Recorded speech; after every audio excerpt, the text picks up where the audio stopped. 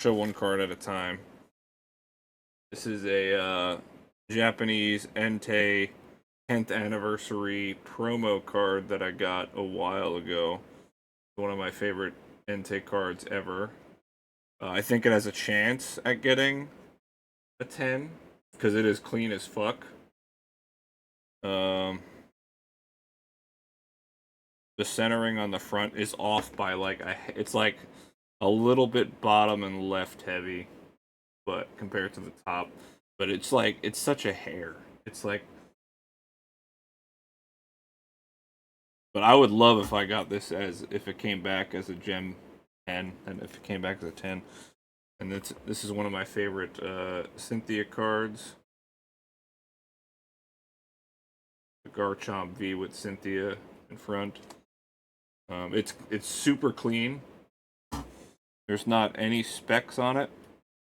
The only thing that could hold most of the things that could hold any of these cards back is going to be the centering or like slight edge wear from them being kind of old. That's the only thing. I think this is at least going to get a 9, but I'm really hoping it would be so cool if it got a 10. And then these 3 cards, I know they're not going to grade that great. I think they're going to be like 7s. These are like Legend Maker cards from like almost 20 years ago. It was 2006, something like that. It's probably like 20-year-old cards. These are my favorite type of vintage cards because I really like the Legend Maker stamp on them. I think it's really cool.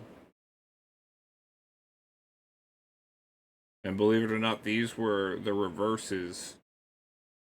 These weren't the main hits. These were reverses. The reverses would have the stamp, and the holo would just be the holo, the next pull or whatever.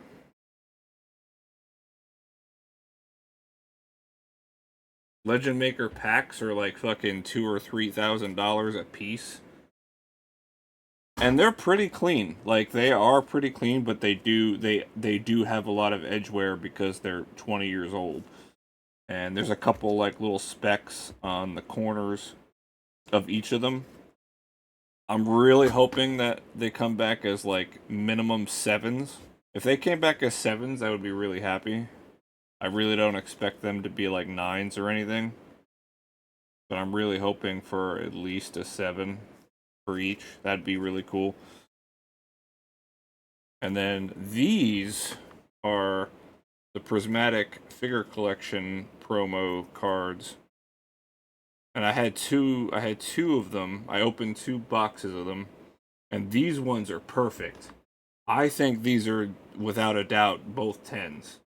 Like there is not a speck on them. They are perfectly centered. The print was very nice for them. I think they are absolutely like perfect.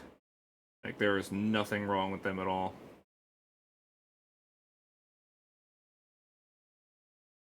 So I think these are my best chance at getting a 10. So last week I pulled this card.